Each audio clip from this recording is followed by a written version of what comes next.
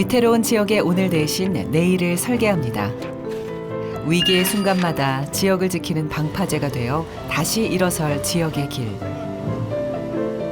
AI 기술로 미래의 기회를 다시 짓습니다.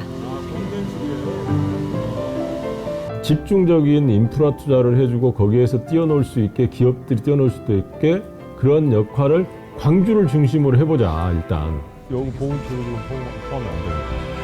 지역 곳곳을 누비며 해답을 찾는 걸음엔 기술과 사람을 잇는 정책이 있습니다. 기업들이 AI에 대해서 투자를 잘 못합니다. 그걸 누가 할 거냐? 공공부문에서 가감을 투자를 해야 되거든요. 기업이 못할 때 우리 대한민국 전체를 지금 탈바꿈시켜야 되는 가장 중요한 핵심 기술이라고 봤기 때문에 계속해서 진심을 가지고 앞으로 쭉 갈 겁니다. 멈추지 않는 신념, 조인철 의원을 만나봅니다. 국가 예산과 지역 행정을 두루 경험한 중앙정부의 예산 전문가에서 지역을 살리기 위해 직접 현장을 뛰는 정치로 나섰습니다. 어느 때보다 분주한 초여름의 국회. 해가 기울기 시작하면 바쁜 일과도 마무리되면서 하나둘 집으로 향하는데요.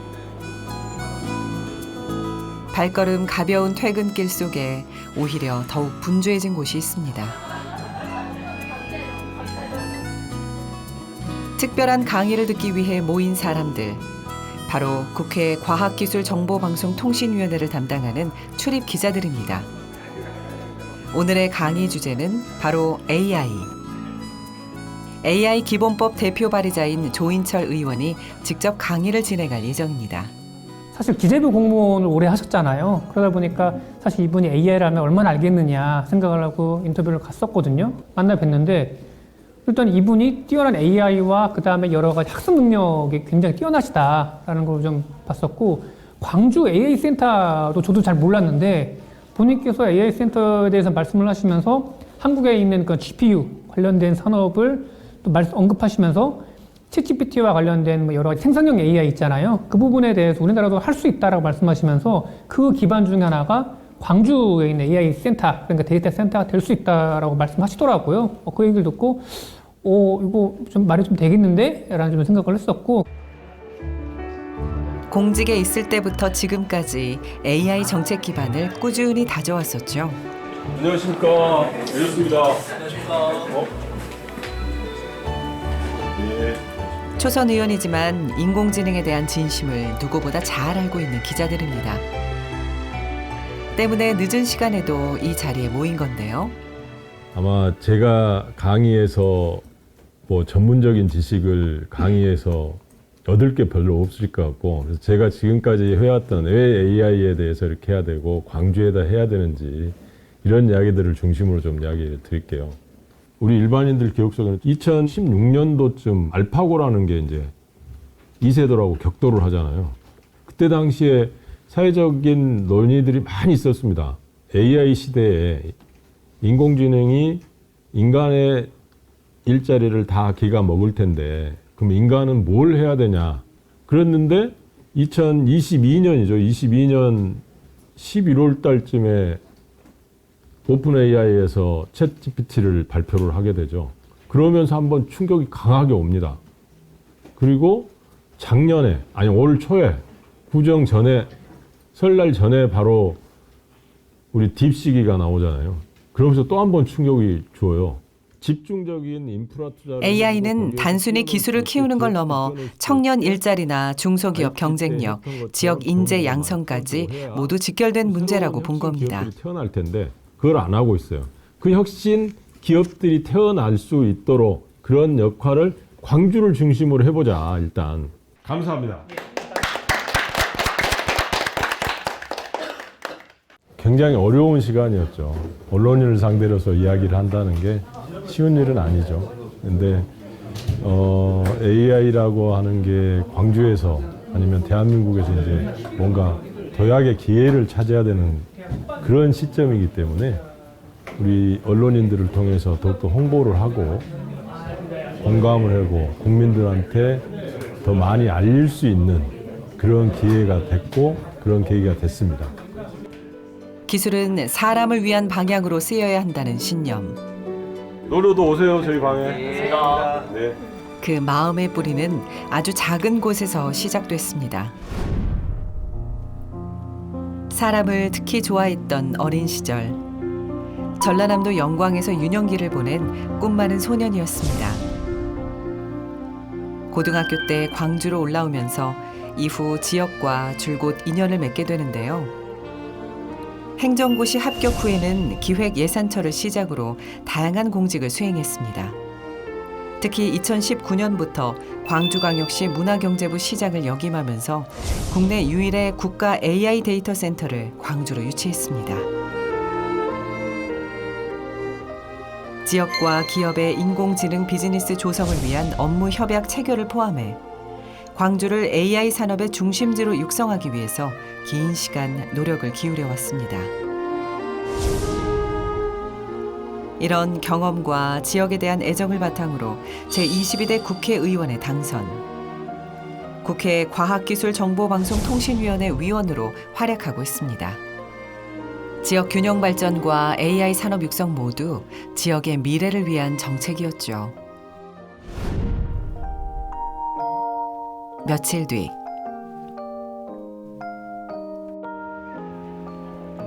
궂은 날씨에도 국회 안팎을 오가는 일정이 빼곡한 하루. 특히 오늘은 오랫동안 공들여온 만남이 이루어지는 날입니다. 지역의 미래와 연결된 중요한 자리. 달리는 차 안에서도 자료를 꼼꼼히 살펴보며 사전 준비에 여념이 없습니다. 국내 대표 AI 반도체 설계 기업을 만나는 건데요. 당선 직후 입이 아닌 일로 바꿔나가는 국회의원이 되겠다며 소감을 밝혔던 조인철 의원. 8년 됐는데 시장 가치가 1조 2천까지 올라간 거네요. 엄청 커졌어요. 대단한 기업이네요. 이런 기업들이 지금 여기 목표가 지금 엔비디아를 뛰어넘겠다. 그렇죠. 이게 지금 목표잖아요. 네. 이런 기업들이 몇 개만 나오면 대한민국 먹고 살 텐데. 반도체 칩 전문 설계업체입니다.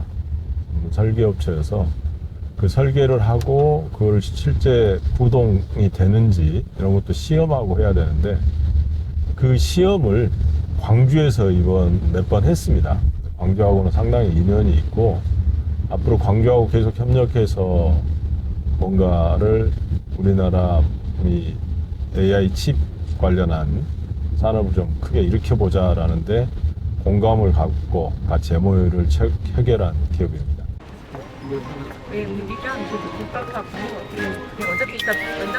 기업에 대한 자료를 먼저 확인한 후에야 뒤늦게 차 안에서 끼니를 때우는데요. 그냥 거르는 날도 이렇게 급히 식사를 때우는 날도 많습니다.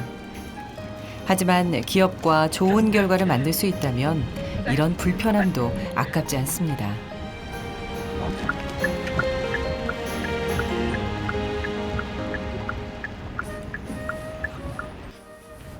다섯 개쯤을 쓰고 계세요?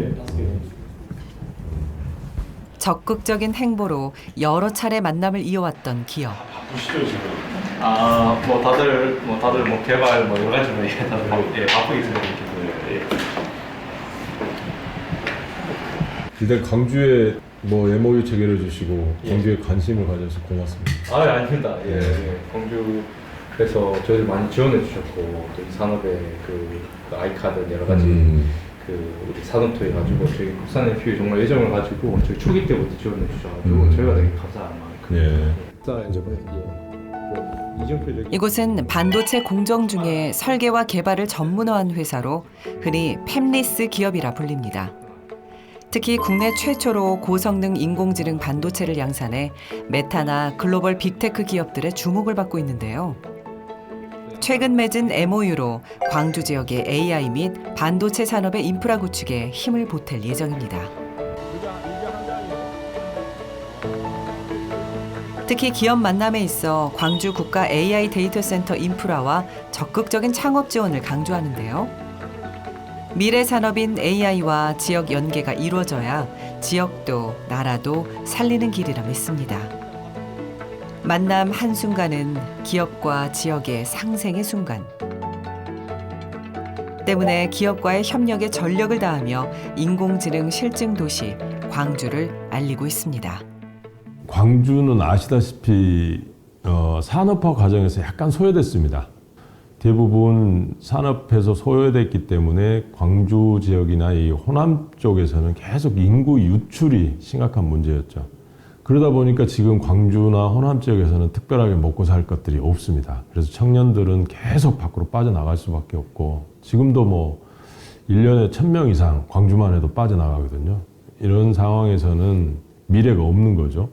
그래서 그 청년들이나 이런 사람들을 붙잡아 놓으려면 먹거리를 만들어 줄 수밖에 없습니다. 그래서 뭐 먹거리의 핵심 기제가 AI 산업이다라고 본 겁니다. 사람들이 먹고 살 수 있는 경제 환경. 그것이 조인철 의원이 꿈꾸는 지역의 먹거리 산업입니다. 포함이 안 된 거죠. 이를 위해 수시로 현장을 찾는 곳은 바로 광주에 위치한 상무지구. 도심융합 특구로 지정된 이곳을 산업과 주거, 문화가 어우러진 복합 혁신 공간으로 조성할 계획입니다. 90년대 부흥을 이끌었던 계획도시.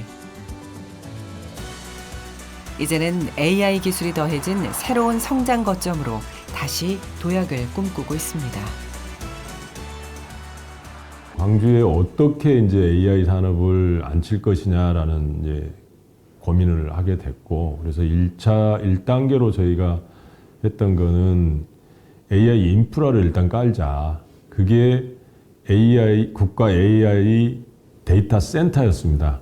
데이터 센터를 지었고, 그걸 지금 운영하고 있고, 거기다가 각종 실증 장비들을 앉혔고, 실증할 수 있도록 도와줬고, 그다음에 기업들이 와서 활발하게 창업할 수 있도록 창업 캠프도 같이 열어서 사무실을 무료로 주는 이런 역할까지 같이 해왔던 겁니다. AI 중점 도시를 이루기 위해 정부와 지자체, 학계와 민간이 공동으로 협력할 수 있는 체계적 지원도 필요한 상황. 이를 위해 도심융합 특구 사업을 추진한 겁니다. 기업들이 이제 와서 활동을 할 수 있는 공간들이 필요합니다. 그 공간이 상무지구에 도심융합 특구지구로 지정이 돼서 그 지역을 기업들이 활동할 수 있는 공간으로 개발해낸다면 제2의 판교 밸리가 되지 않을까라는 기대를 가지고 도심융합 특구를 적극 추진하고 있습니다. 상무지구가 도심융합 특구로 추진되면서 지역민에게도 변화가 일고 있습니다. 네.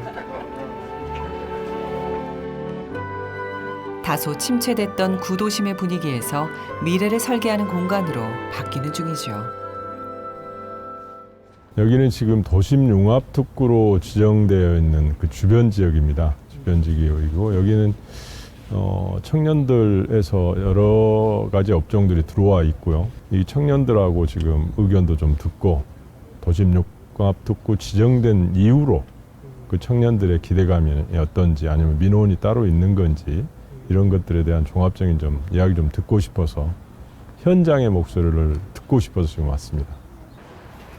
안녕하십니까. 그래. 잘 지냈습니까? 오랜만이야. 여전히 멋지십니다. 살 많이 빠졌어. 되고 있습니다 지금. 지역 청년들은 지금 상황을 어떻게 느끼고 있을까요? 사업하시는 또래들이 많이 있는 거지? 예, 청년 소상공인 친구들이 이 거점을 좀 기점으로 해가지고 많이 좀 사업을 하고 있습니다. 근데 여기 같은 경우는 지금 도심융합특구로 지정되어 있는 옆에잖아, 여기. 네, 여기는 포함이 안 된 거잖아. 예, 여기는 포함이 안 됐습니다. 그러면 여기서 하는 사람들은 나름대로 저기 잘 되기를 좀 기대하는 뭐 이런 게 좀 있나? 너무 많습니다. 맞죠? 잘 되기를? 예. 사람이 다녀야 무언가를 팔 수 있지 않겠습니까? 사람이 다니지 않는데 의원님께서 힘써 주셔가지고 사람들이 많이 다닌다면 뭔가 또 상호작용으로 다 부응할 수 있지 않을까 싶습니다. 사람 천국사는 예전에 빨리 포스트 코로나 이후 나아질 줄 알았던 생계가 오히려 더 큰 불경기로 찾아온 시점. 가능성의 불씨에 지역 활력까지 살아나고 있는데요. 예전에 그 호남 사람들, 전라도 사람들 인심이 좋았다는 말 알고 계십니까? 그게 왜 그러냐 하면 예전에 호남, 전라도는 씨만 뿌리면 땅이 너무 좋다 보니까 벼가 막 자라요. 그래서 곡식이 많이 차다 보니까 인심이 좋습니다. 어디 가든 밥 좀 주세요라고 하면 예 드세요. 뭐 주세요. 이렇게 하고 있는데 지금의 광주, 지금의 서구는 많이 힘든 것 같아요. 그래가지고 저 마치 뭐 좀 해주세요. 뭐 좀 해주세요. 저도 힘들어요. 이렇게 되고 있는데 미래의 먹거리 AI가 들어오면서 사람들이 마음이 여유로워지고 풍요로워지면 저 뭐 좀 도와주세요. 도와드릴게요. 저 같이 할게요. 하면서 사람들의 마음에 여유가 생기면 가장 큰 거 억울한 일이 생기지 않을 것 같습니다. 사실 도심융합특구가 선정된 건 지난 2020년. 이후 지원 부족으로 좀처럼 속도를 내지 못했는데요. 정책과 예산, 의지가 삼박자를 이루며 본격화되고 있습니다. 좀 더 빨리 추진해야 되겠다라는 이제 그런 자극이 계속 됩니다. 그래서 어떻게 보면 게으름을 피울 수가 없고 그 이분들의 이제 간절함들이 있고 그다음에 저도 이제 계속 정치를 하면서 정치를 하게 된 계기가 광주의 이제 먹거리 문제 때문이네. 한시도 지금 뭐 게을러서 뭐 이렇게 안 하고 할 상황이 아닙니다. 그래서 지금 여기저기 뛰어다니고 있고 실제로 뭐 중앙에서 나름대로 지금 국회의원들끼리 포럼을 만들었어요. 여기에 지금 도심융합특구로 지정되어 있는 곳이 5곳입니다. 그 5곳 의원님들을 중심으로 해가지고 포럼을 만들어서 지금 같이 운영하고 있습니다. 조만간에 이제 모여서 같이 토론도 하고 그다음에 필요하면 현장도 같이 돌아볼 생각입니다. 지역과 국회를 오가는 숨가쁜 일정 사이. 막간에 생긴 짧은 휴식 시간. 멋지게 셔츠를 풀더니 신발까지 벗고 요가 매트에서 운동을 시작합니다.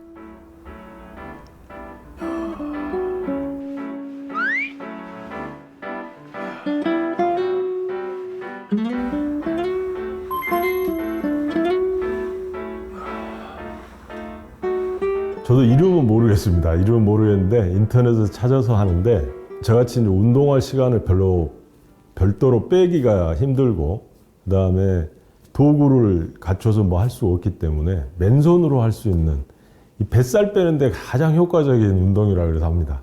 운동 안 하고 자기 체력 관리가 안 되면 안 되는 직업이 국회의원 직원입니다. 엄청나게 많은 활동들을 하고 그러니까 아침 일찍 시작해서 밤 늦게까지 하는 그 활동들을 다 커버할 수 있으려면 건강이 뒷받침되지 않고는 절대 할 수 없습니다. 오후가 되면 시간 날 때마다 짬짬이 하는 특별한 루틴이랍니다.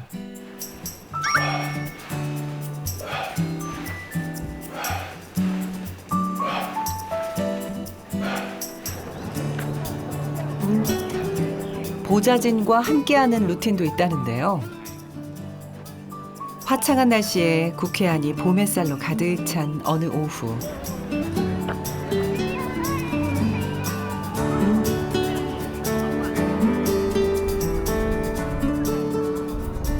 잠시 일과에 여유가 생긴 틈으로 의원실 전체가 출동했습니다. 야, 너무 더러운 거 아니야 이거? 원하는 메뉴를 추천받아 도시락 마시를 나온 건데요. 저희한테 미리 알려줘야 돼. 바로 피자 파티. 그런데 이렇게 자주 나오시나요? 날도 좋고 해서 방에서만 계속 이야기하기보다는 야외에서 하면 또 새로운 아이디어도 있고 그러니까 점심 겸해서 밖으로 나왔습니다.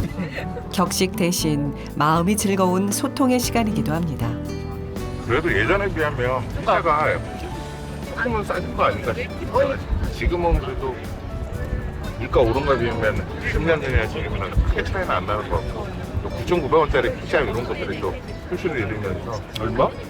한 판에 9,900원 그런 게 있어? 다 맛있는데? 맛있게 나오네. 저 우리 과방위 의원님들 한 명씩 한 명씩 다 이모티콘으로 만들어서 있는데 의원님은 방금 간다니까. 왜 나는 방긋이야? 양호하게 나왔어요. 씩씩하게 좀 해주지. 책 몇 줄보다 이런 자리에서 얻는 배움이 더 많다고요. 젊은 사람들하고 저하고는 이제 많이 다르니까 사고 자체도 뭐 제가 생각 못하는 것들이 훨씬 많죠.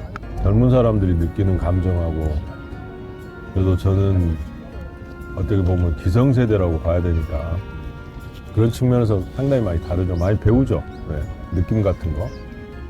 요새 사람들은 이렇게 생각하는구나. 햇살 아래 마음도 환하게 열리는 순간입니다. 세대를 넘는 소통. 공감을 놓치지 않으려는 노력은 조인철 의원의 초심이기도 합니다. 그 첫 마음을 키운 곳. 조인철입니다.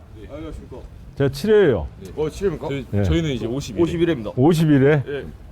여기 앞에서 우리 다닐 때는 저기가 소나무는 없었는데 저기가 이제 앞에 성실이라는 게 있었어요. 성실이요? 네, 저게 우리 여기 교훈이 성실이잖아요. 아 맞습니다. 예. 그래요. 예. 밥 맛있게 드세요. 후배들을 보면 마냥 챙겨주고 싶은 애틋한 마음이 담긴 모교입니다. 학창 시절을 보내며 광주가 제2의 고향, 마음의 안식처가 됐습니다. 오래돼서 많이 떨어지네요. 영광에서 올라와 처음 느꼈던 도시 생활. 친구들과 함께 빗속을 걸어가고 싶었던 꿈 많은 소년이었지만 부푼 기대감보다 도시에 남겨진 상처를 느껴야 했습니다. 조인철 의원이 고등학교 1학년이던 1981년 광주 민주화 운동이 일어난 지 1년이 지났지만 당시의 아픔과 희생이 여전히 도시 곳곳에 남겨져 있었습니다. 제가 고향이 이제 영광의 그 읍내도 아닌 면 단위의 리 단위에서 살았었기 때문에 제가 초등학교도 상당히 멀리 걸어서 다녔어야 됐어요. 물론 이제 산골은 아니지만 들판을 건너가야 되는. 그러다 보면 이제 도시에 이제 계속 도시로 사실은 계속 오는 거죠, 제 삶은. 그 환경들이 가장 크게 변한 게 이제 고등학교 입학입니다.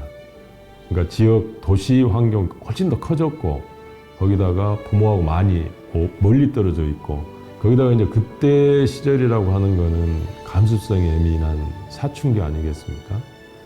그래서 이제 입학 당시나 그 즈음이 상당히 이제 저한테는 어떤 오래 기억이 남을 수밖에 없고 17살 소년의 인생을 뒤흔들 만큼 충격적이었던 사건. 외면보다 좌절보다 더 나은 국가의 역할에 대해서 고민하기 시작했습니다. 국가가 도대체 국민을 상대로 보호해야 될 국민을 상대로 해서 군인들이 저래도 되는 거냐라는 생각을 많이 했고 그게 이제 대학으로 계속 이어졌던 거죠. 대학 때 이제 우리 80년대라고 하는 거는 늘 뭐 공부보다는 민주화 운동에 훨씬 더 많은 관심을 가졌던 때 아니겠습니까? 80년대 대학이라고 하는 것은. 그래서 그때 이제 그런 것들이 그렇게 연결되게 해주는 중요한 계기가 그 입학 당시부터 5.18까지 그 과정입니다. 저한테는. 그래서 굉장히 중요한 시기였다는 거예요. 학창 시절에 접한 광주의 아픔과 용기는 지금의 정치적 신념과 초심을 이끄는 등불이 됐습니다. 그렇잖아요. 그 공공 부분에 있어야 될 사람, 공공 부분에 있는 사람들이 첫 번째로 가져야 될 국가관 아니겠어요? 국가관, 그다음에 공인 의식을 가져야 되는데 그런 것들이 그때부터 형성이 됐다고 봐야죠. 국가는 국민들한테 무엇을 해야 되고 무엇을 위한 거냐라는 고민들을 많이 해왔기 때문에 그런 거는 지금 정치 생활 하는데도 여전히 영향을 주고 있고 그렇습니다. 며칠 뒤 다시 지역구를 찾았습니다. 안녕하세요. 안녕하세요. 네, 고생 많습니다. 네. 국회 일정이 바빠지면 지역구에 올 때마다 주민과의 만남을 꼭 챙긴다는 조인철 의원. 한번다 죽잖아요 이제.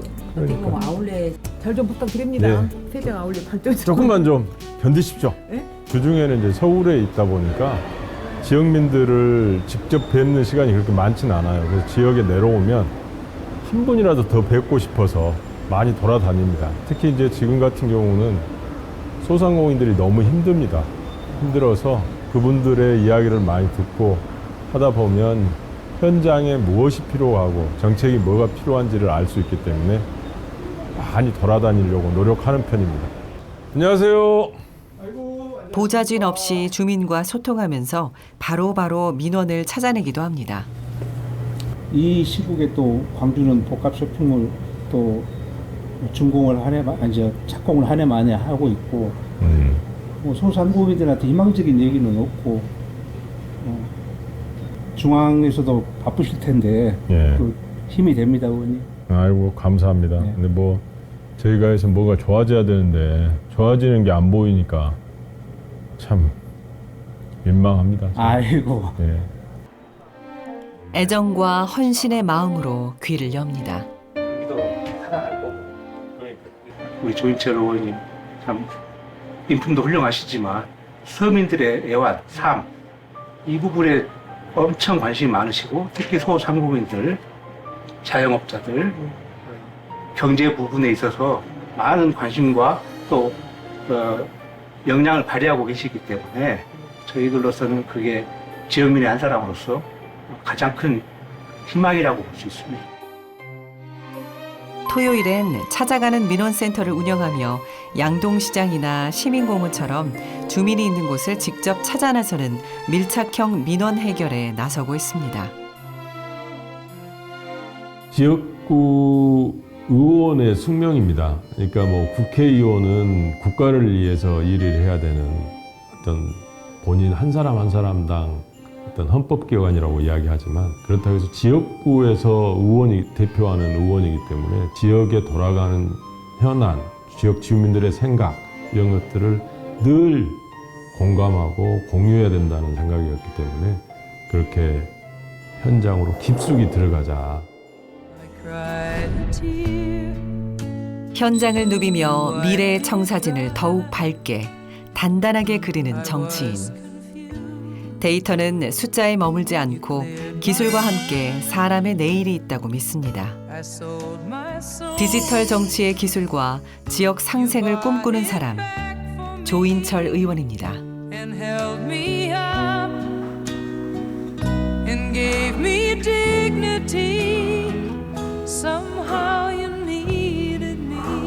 여러분, 운동은 평상시에 늘 하는 겁니다. 특정 장소를 찾지 마시고 할 수 있는 공간에서 늘 하십시오. 그리고 건강 회복하십시오.